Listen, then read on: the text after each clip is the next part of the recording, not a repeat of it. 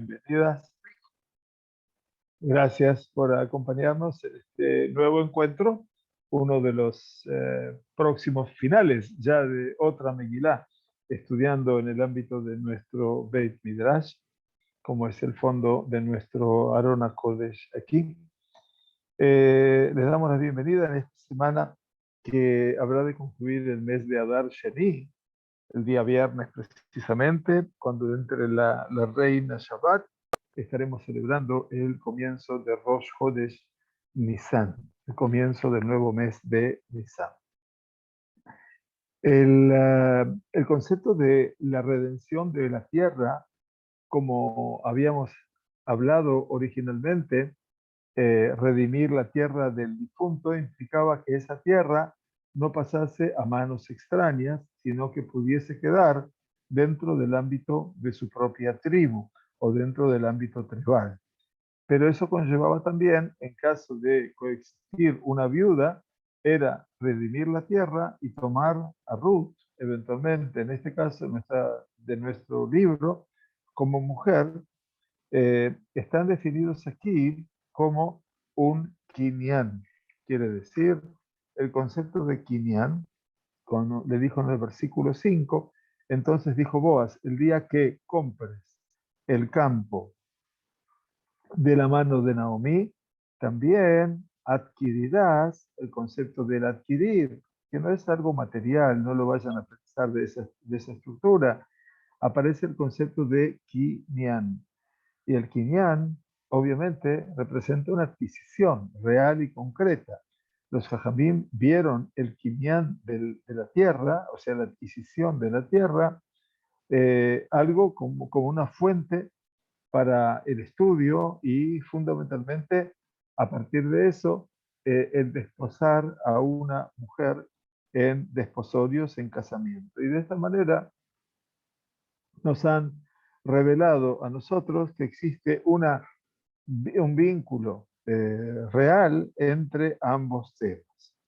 ¿De dónde nace este concepto? Este concepto nace, y vuelvo a repetir, el error hoy, bueno, a veces es el error y a veces es la broma que se hace con respecto a comprar la mujer a través de la que tú vas.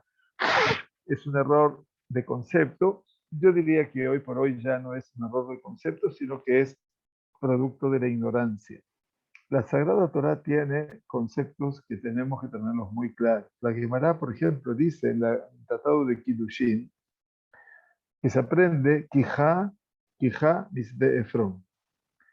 Se aprende el concepto de tomar una mujer, la Kajat Isha.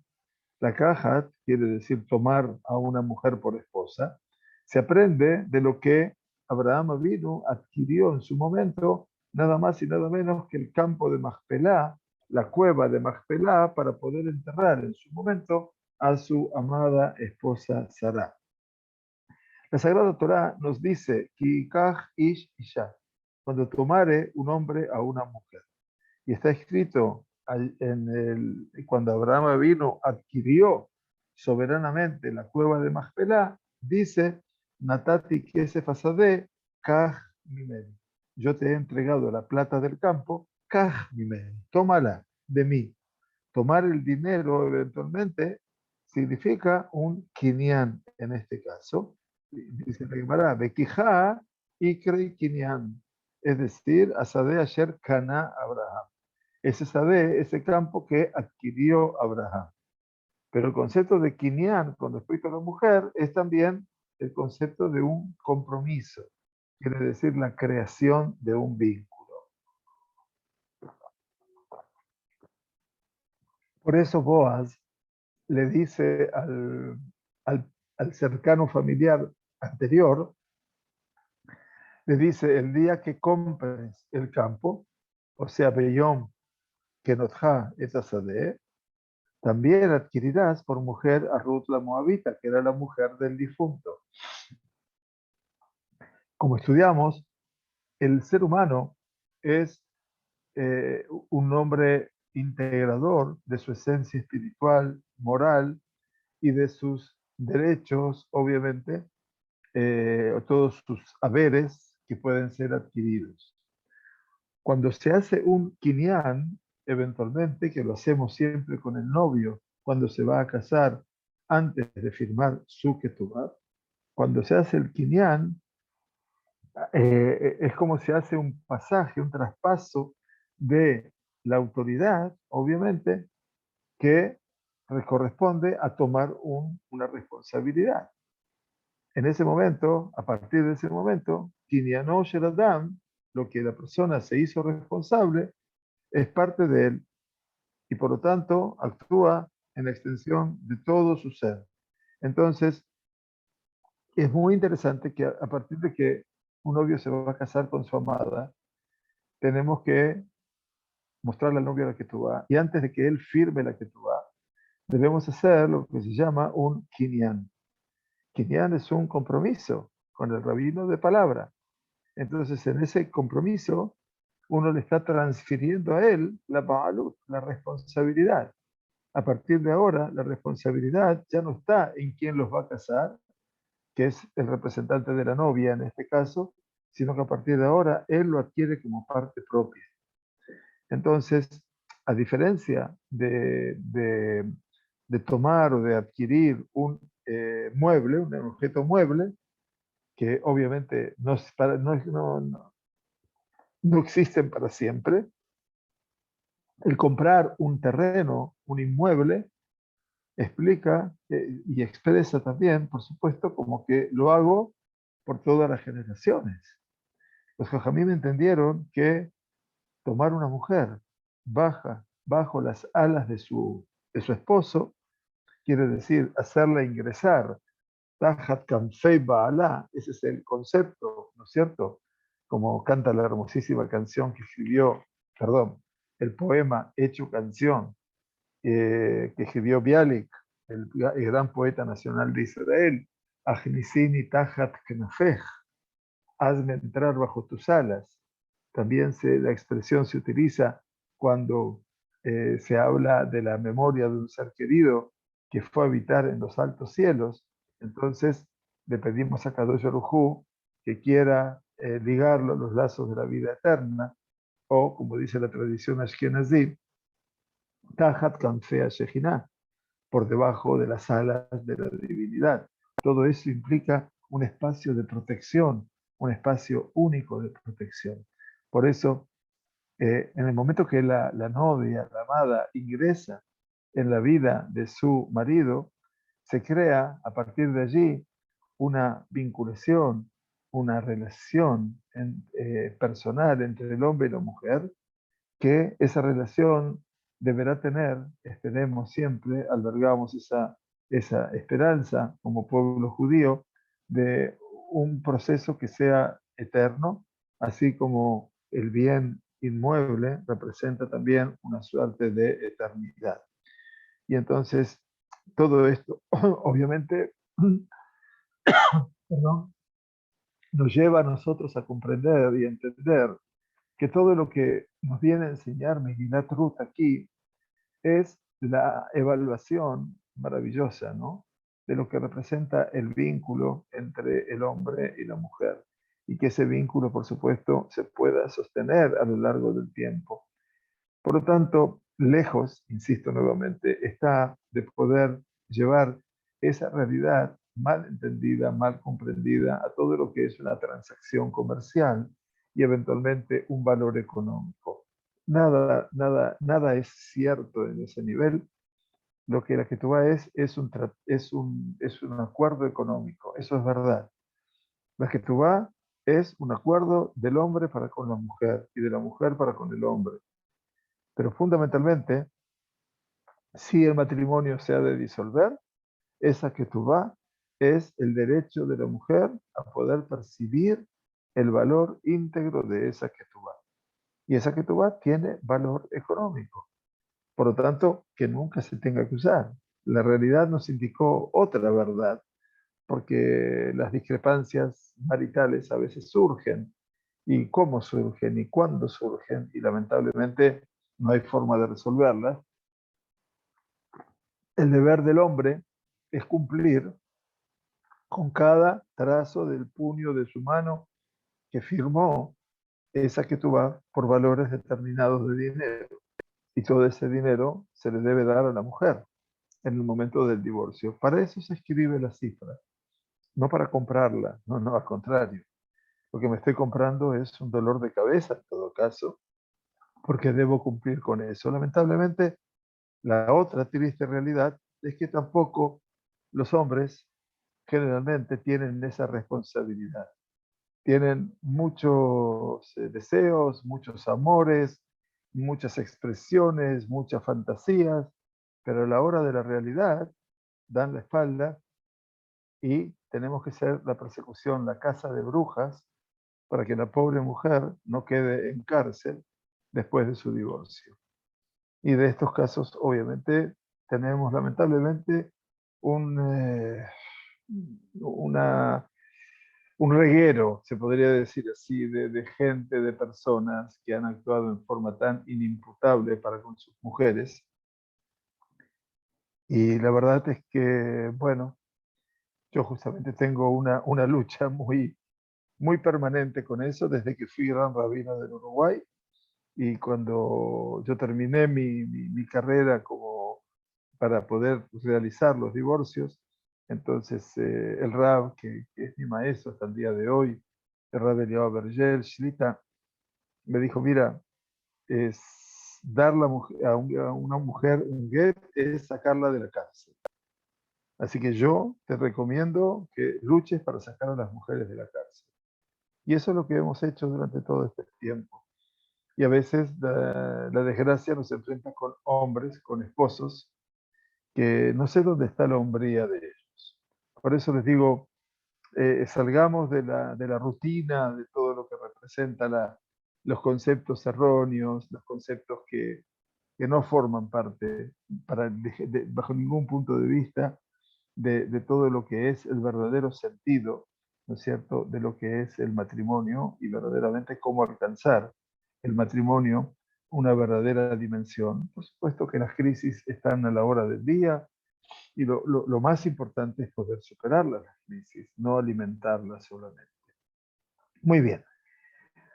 De lo que dijo Boaz, en resumen, surge a la conciencia que la Geulá está puesta en manos del familiar cercano y que esa Geulá tiene obviamente una importancia muy grande, porque le dijo entonces Boaz, el día que compres el campo de la mano de Naomi, también adquirirás por mujer a Ruth la Moabita, la mujer del difunto, para perpetuar el nombre del difunto sobre su herencia. O sea que tiene una trascendencia y muy importante. Por lo tanto, no es un elemento menor lo que le dijo Boaz. Bueno, hasta aquí habíamos llegado entonces en nuestro estudio.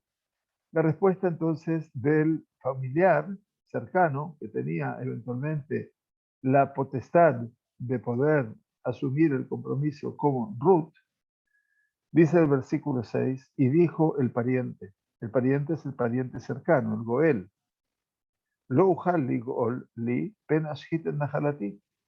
Entonces no podré redimirlo para mí, no podré redimirlo para mí. ¿Por qué?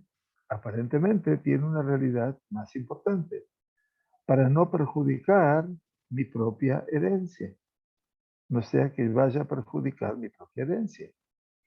Entonces el pariente cercano le dice a Boaz que al-leja atat geulatik y lo toma pues mi derecho de redención, le dice a Boaz, sobre ti, porque no puedo redimir, y dice, el campo. Al no poder redimir el campo, por supuesto, tampoco puede redimir a la mujer. ¿Qué notamos aquí? Notamos aquí que después de que Boaz deja en claro que la redención del campo está conllevando también a un casamiento con Ruth, el Goel, ese pariente cercano, obviamente no acepta, o sea, decide declinar su acuerdo. Dice que la cosa no es posible, lo ligol, no podré redimirla, porque eso obviamente, ifga benajalati, eso va a perjudicar mi propia herencia. Lo que quiere decirnos la Megilá es que perpetuar la memoria del muerto, del difunto, en este caso el esposo de Ruth, en forma compulsiva, no va a conseguir el objetivo deseado, desde ya que no.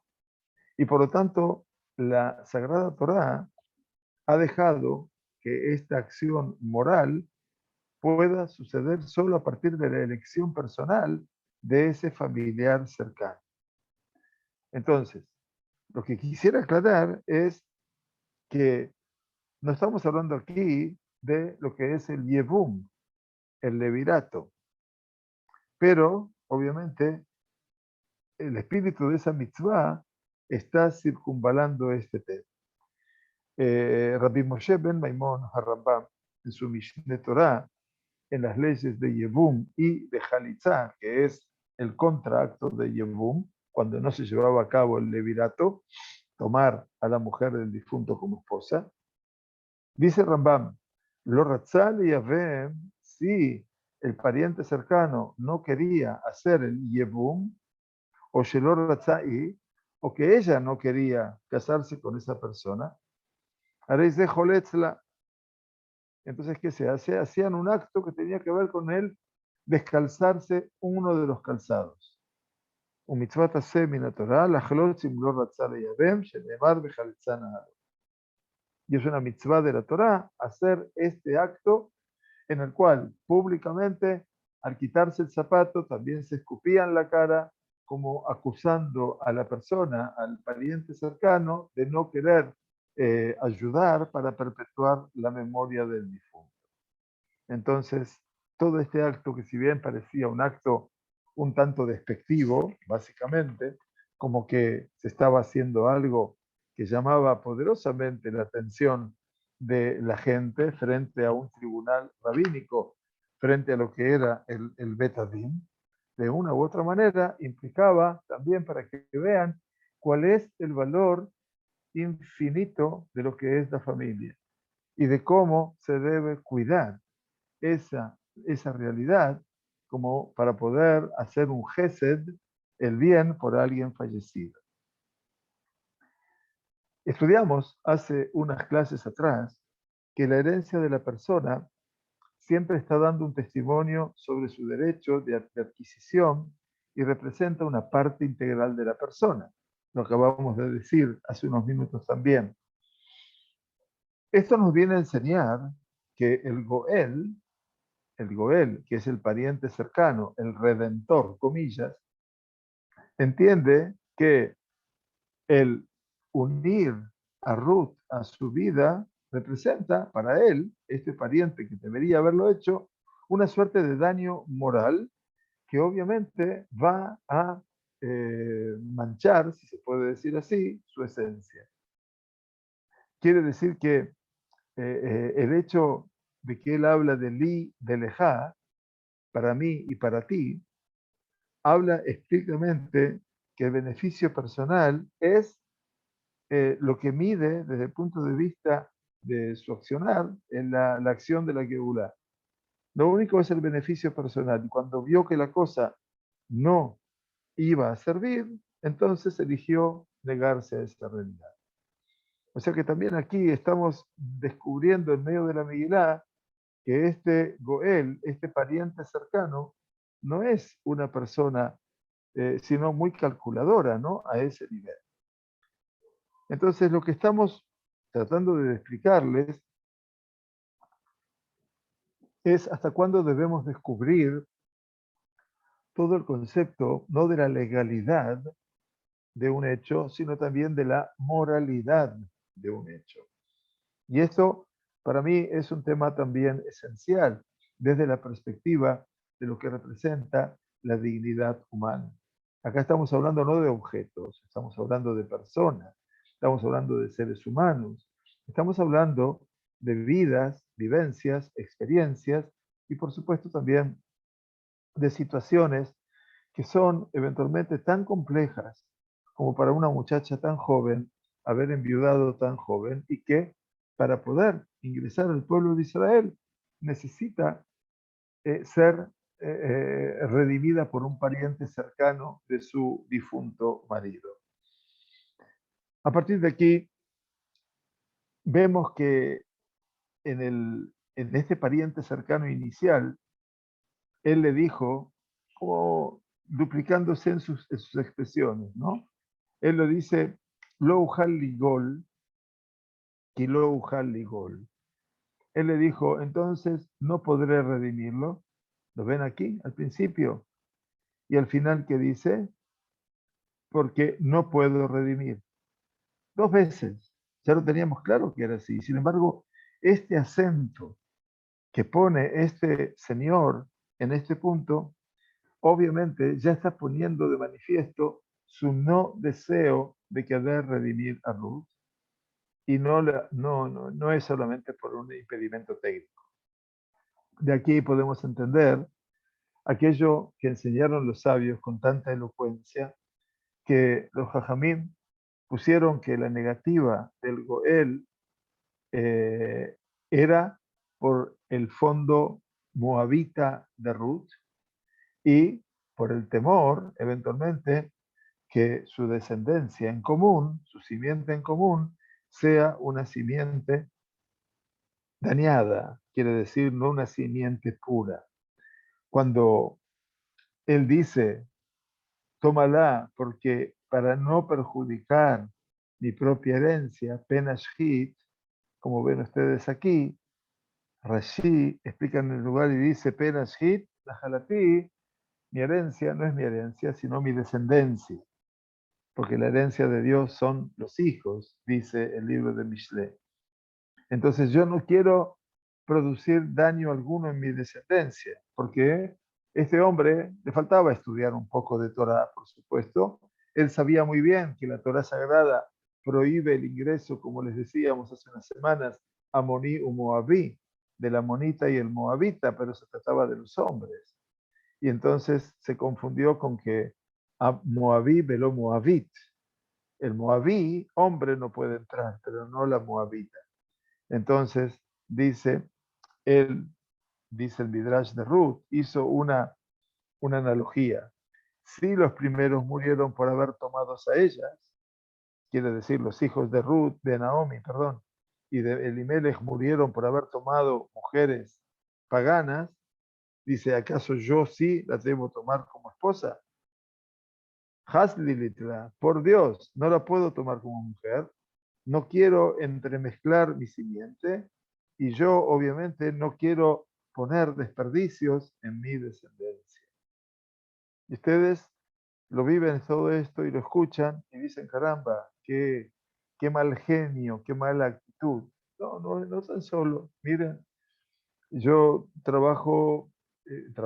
me he dedicado aún como gran rabino del Uruguay y aquí en Israel, de mis 12 años y medio que estoy aquí, 10 años y medio, estoy trabajando activamente con mucha dedicación a todo lo que es el Dios.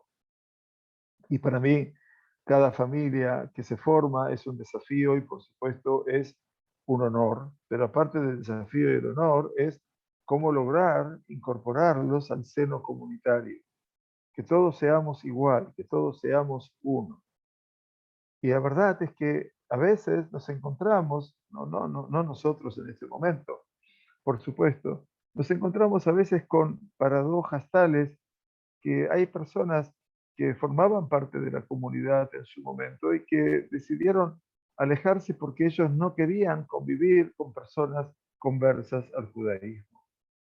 Y bueno, también pasa, y no estamos hablando de cumplir una mitzvah, estamos hablando simplemente de cumplir la gran mitzvah que la Torah pone, que más allá de adaptarle reajá camoja, amarás a tu prójimo como a ti mismo, dice be'ahavtem etager, habréis de amar al converso. Sí, es una mitzvah de la Torah. Pero hay gente que obviamente tiene ese prurito, si lo puedo llamar así, no sé si llamarlo así, que duele, obviamente, cuando no molesta, y que en última instancia no, mi intención no está en modificar la mentalidad de la gente, jamás lo hice en mi vida, ni para que se acerquen al judaísmo, sino como una decisión propia, noble. Y cuando tomaron la decisión, mi corazón y mi mente está liberada para poder ayudarlos en cuanto quieran, pero jamás para obligar a alguien a hacer lo que no quiere ser, bajo ningún punto de vista. Y lo mismo, Baruch Hashem, me eduqué a mis hijos que tengan larga vida para poder elegir el mejor camino que pudiesen elegir dentro de la perspectiva del judaísmo. Por cierto que todos han elegido un camino que nosotros admiramos, que nos superan, por supuesto, a nosotros y mucho, y nuestros nietos, que es la verdadera superación. Pero yo les digo a ustedes, dentro de lo que representa este Cajal que estudia con nosotros Megillat Esther en este momento, que hay muchas personas que han abrazado el judaísmo, otros que están en un proceso de querer abrazarlo. Les quiero decir que en última instancia el Ahavat Ager, el amor al converso, es una de las mitzvot que en lo personal he abrazado desde hace más de 3 décadas y que en última instancia siento de que eso forma parte de un desafío, el desafío de poder educar fundamentalmente y no hacer otra cosa que las mismas huellas del camino de Abraham vino. O sea, Abraham vino a quien se le atribuyen el comienzo de los 2000 años de Torá, es cuando Abraham vino sale en dirección a Eretz Kenan, y allí va con Sará, su mujer, y con Lot, su sobrino. Pero la Sagrada Torá dice, Bet kol hanefesh sherasu beharán, y todas las almas que habían hecho en Harán. Y los Jajamim, citados por Rashi, dice, Abraham enseñaba la conversión a los hombres y Sará enseñaba la conversión a las mujeres. De una u otra manera, no estamos haciendo nada diferente a lo que con mucha gran distancia y con mucha menos altura estaba haciendo Abraham Avinu. Por eso van a encontrar, y eso lo advierto, no aquí, no en nuestro Bet Midrash, no en nuestra comunidad, por supuesto que no, y menos en nuestro Bet Midrash, que haya alguna diferencia. Al contrario, nos alegramos con la alegría de que cada uno cuando termina su proceso de conversión, como si fuera un hijo propio, y todo eso para nosotros no dejó de ser un desafío, ahora es una meta, seguir educando, tratar de seguir en contacto, ver cómo la gente puede crecer en Torah y en más, sin Tobim, en buenas acciones. Bueno, perdón, no quería hablar de lo que estamos haciendo nosotros, pero sí hablar de lo que eventualmente, de lo que nosotros tratamos de hacer por todos los demás.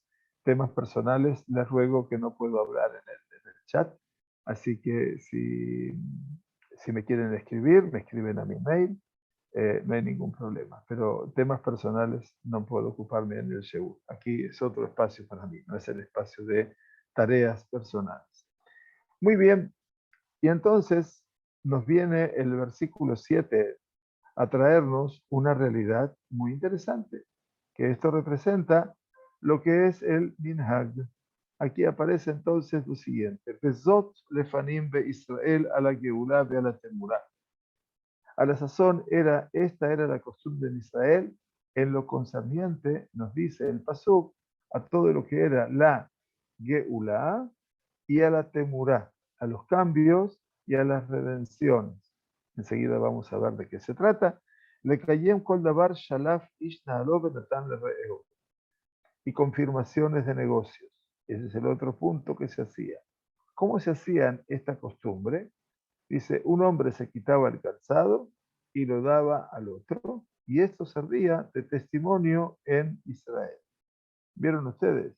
Quitarse el calzado, que no es lo mismo que, como les expliqué antes, por eso les dije, del Yebum, eventualmente.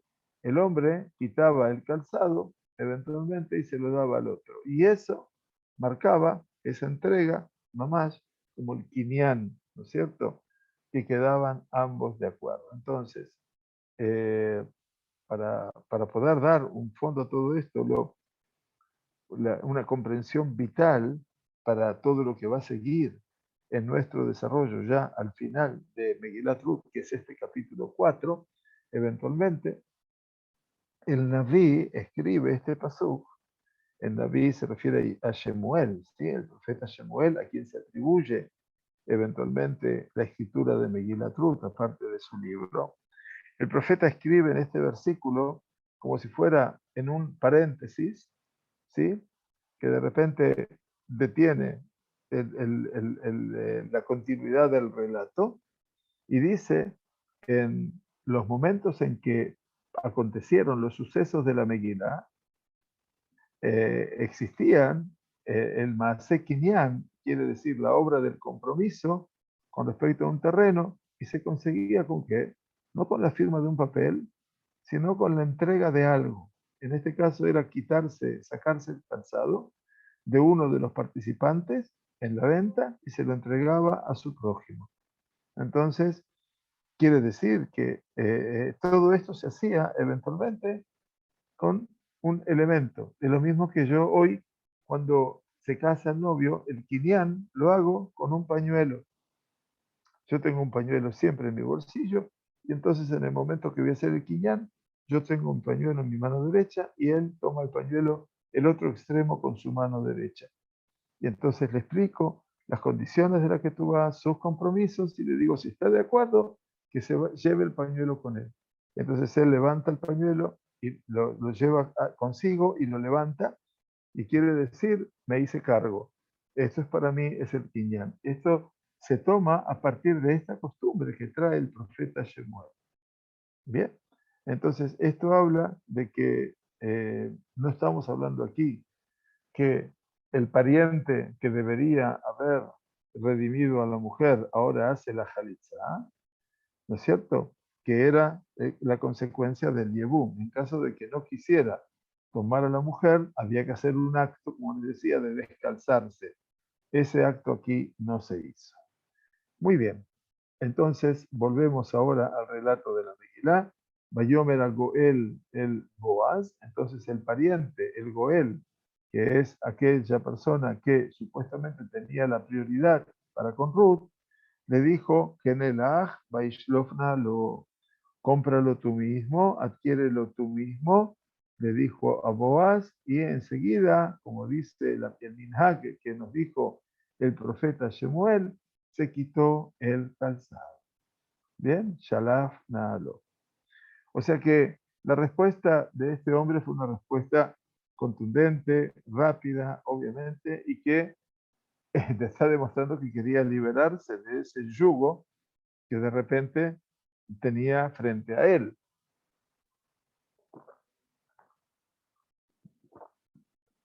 Por lo tanto, él nos da a entender que no está interesado en redimir y quiere aprovechar la oportunidad para pasarle a Geulá a Boaz.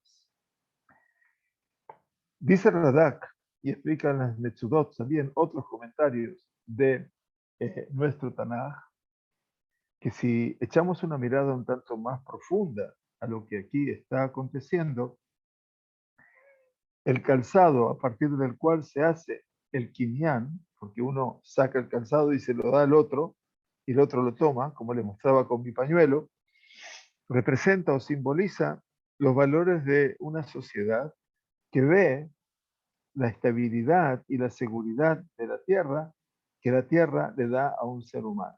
Así dicen las Metzudot David y Zion.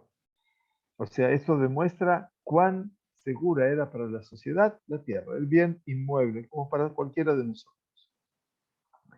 Dice, el hecho de que la Torá, la Megilá, no viene a identificar la identidad, no viene a manifestar la identidad de aquel que se quitó el zapato, el calzado, y llevó a una discusión los sabios en saber que el Maasé, cómo se hizo este quinián, esta adquisición entre Boaz y el Goel. La pregunta de los Jajamim, ¿cuál es? Sacó su zapato y se lo dio a su prójimo, así como dice aquí, ¿no es cierto? Entonces dice, compra de y se quitó el calzado. ¿Quién se quitó el calzado? La pregunta del Midrash es ¿quién? Entonces, Rablevi dice en el Midrash, Hadamar Naalosh el Boaz. Uno dijo Naalosh el Boaz. Rab y Levi, perdón. Rab dice que era el zapato de Boaz. El otro dice Naalosh el Goel, el zapato del que era el redentor primero. Entonces dice, en realidad se debería comprender la realidad que con respecto a quien dijo, como Rab, era el zapato, el calzado de Boaz, porque Shedere Halokeach Liot Noten Erabon.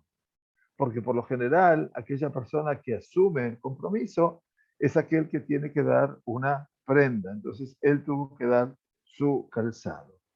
Bueno, también eso es una discusión en la Gemara. Por lo tanto, que este camino que está mostrando la Megilá y que nos está insinuando es que siempre hay dos posibilidades de comprensión para el sentido del Kinyan. Entonces, con respecto a lo que representa el que vende, eventualmente, hablando de sustentabilidad y hablando de estabilidad, ¿no es cierto? Entonces dicen que el que vende pierde parte de su estabilidad, su yetzibut, y por eso se saca su calzado. Por otro dicen que a veces no, es el que compra que tiene que sacar su calzado, porque esa es la norma eventualmente en este tipo de situaciones que el CONE, el que adquiere, es como si estuviera transfiriendo un pago por su compra. Y entonces, eventualmente, las posiciones son varias entre nosotros, pero la realidad sigue siendo una. Y entonces Boaz decide hacer público esa realidad. Decide hacer pública esa realidad. Boaz entonces anunció a los ancianos y a todos los presentes. Aquí Boaz entonces es el que viene a hablar delante de todos los integrantes ¿se acuerdan? El Sha'arair, ¿no? Aquellos que estaban eventualmente en la puerta de la ciudad, que representaban las cortes de justicia, y por otro lado los ancianos y los presentes en el lugar. Y les dijo,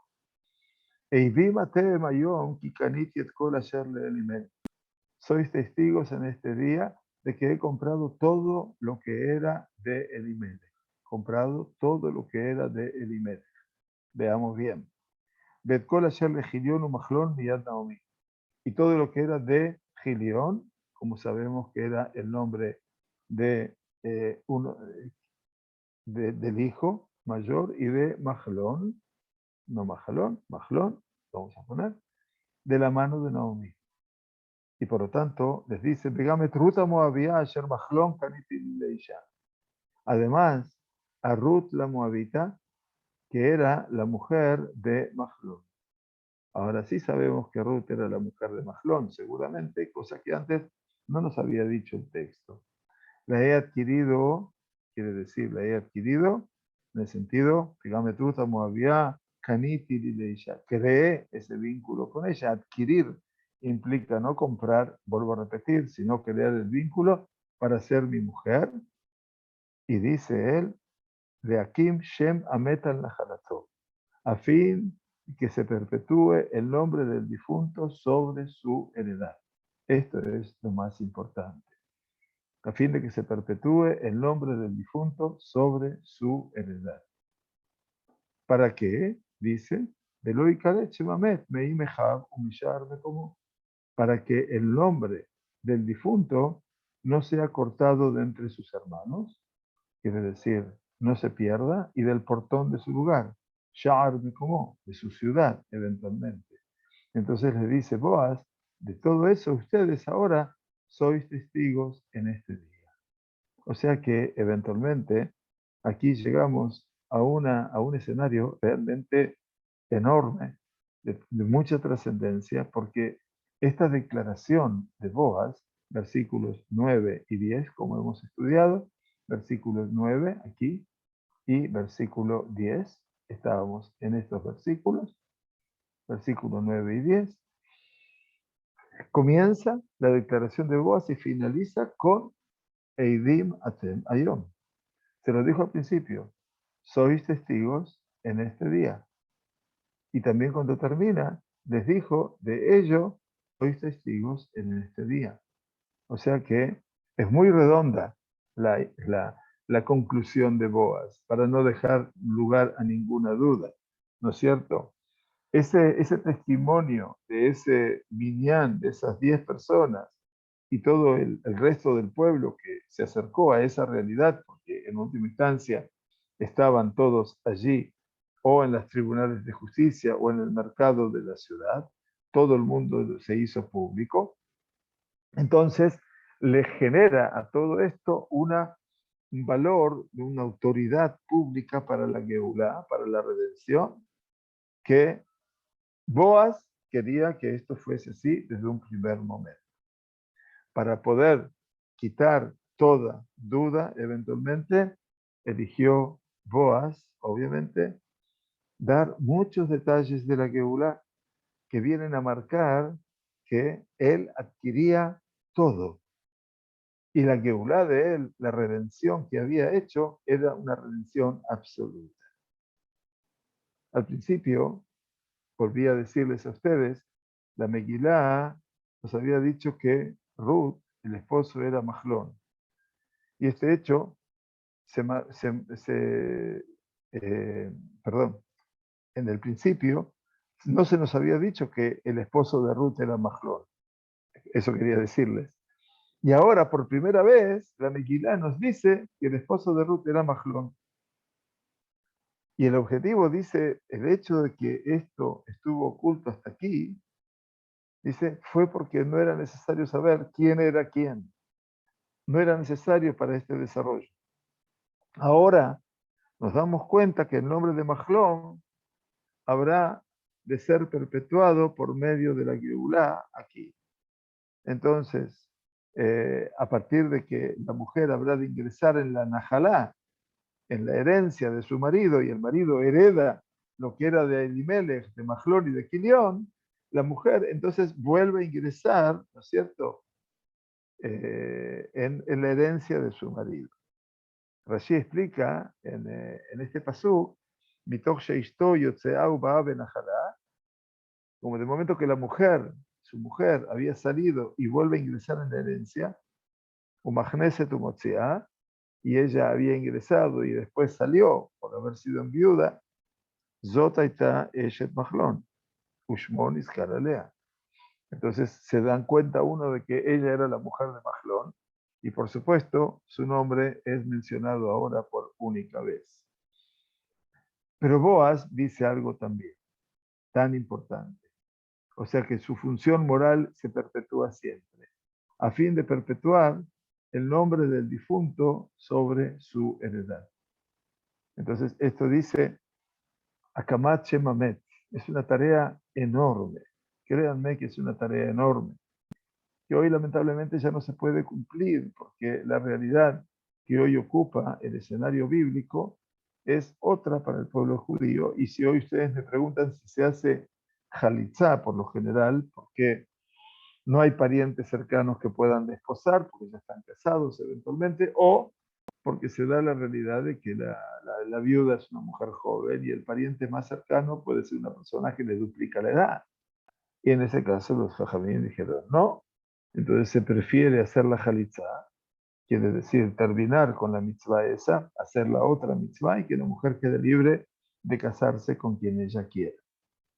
Entonces, el perpetuar el nombre del difunto hace que se impide que se corte ese nombre, dice, no sea cortado de entre sus hermanos, como ven aquí, por un lado, que es maravilloso, y también del charme como y del portón de su lugar.